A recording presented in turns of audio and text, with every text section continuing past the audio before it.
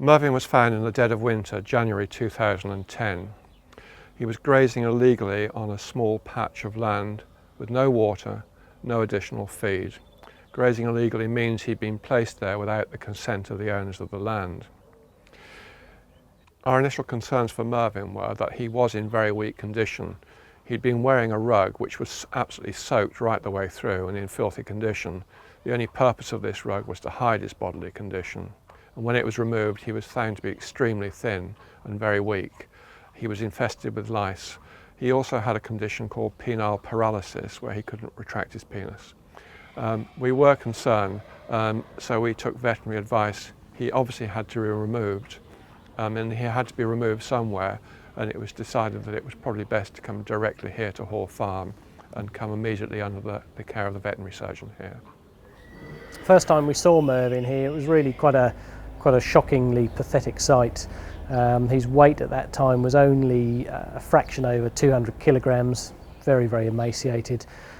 He had a really quite unpleasantly edematous, flaccid paralysis of his penis, which was also starting to show some blistering and some lesions on the front of there. And he really was a very depressed and unhappy looking little pony. When he first came in, he was very clearly clinically severely emaciated. He had lost massive amounts of his blood protein through leakages through his guts for various reasons, and so his blood chemistry was also very disturbed, and he did on more than one occasion collapse due to a combination of weakness and disturbances of his blood chemistry, and he needed really quite intensive nursing from the staff at Hall Farm, and also a fair bit of intervention from us in a veterinary sense. So we had him on intravenous fluids, and we also had to infuse him with some fresh frozen plasma. Right, Claire, so we're going to start him with his plasma drip now. As we know, he was collapsed this morning for a while, and the bloods have revealed that he's quite low in albumin. So we'll run this into him over the next hour or so. Hope that improves the albumin situation, and then we'll re-blood sample him and see how much of a difference we've actually made.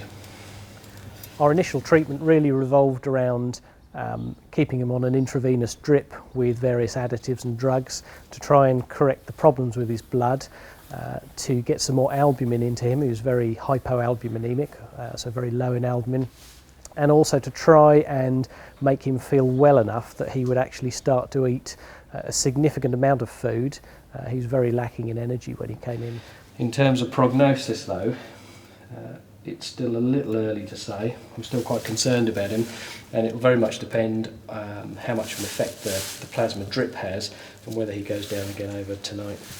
And then after that initial critical first week, we then concentrated on his other problems like the penile paralysis and dealing with that, and then later on the main thrust of our treatment was to try and get him to eat relatively speaking, a high-calorie, high-protein diet that was easy for him to digest, and therefore made it as easy as possible for him to get his weight up to a correct level.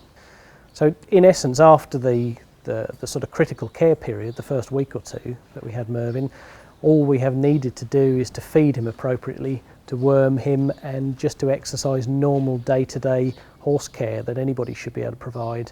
And basically, he has done the rest of the job for us in terms of putting on weight and condition. Mervyn's bodily conditions changed out of all recognition. You can't actually tell a horse's bodily condition that well until you actually put your hands on it. But in his case, I didn't even need to put my hands on him. His backbone was prominent, his hips were prominent, he was extremely thin. I could feel every rib, I could see every rib. And now his bodily condition is that it gives a completely rounded picture. He's well covered but not too fat. I can feel his ribs but I can't see his ribs, and he's completely rounded over the quarters. It's so good to see Mervyn here at Hall Farm looking an absolute picture. He looks a totally different horse from that which I first saw in that awful January day where he was almost too weak to move. Looking at him now, it's incredible to see the condition he's put on, and it can only be through good care, good food and water, and the attention of the veterinary surgeon who I know had to work extremely hard to keep this horse alive. So, you know, it is a real thrill and a pleasure. It's the part of the job that makes it all worthwhile. He's a smiler. The future for Mervyn, certainly after the rescue, is rehabilitation, where he will remain here for as long as is necessary. Once his rehabilitation is complete, we will look for a new home for him and he will be rehomed. That doesn't mean to say he will go out of the care of World Horse Welfare. He will remain with World Horse Welfare forever, but he will go into the care of someone who's prepared to give him the care and attention that he so deserves.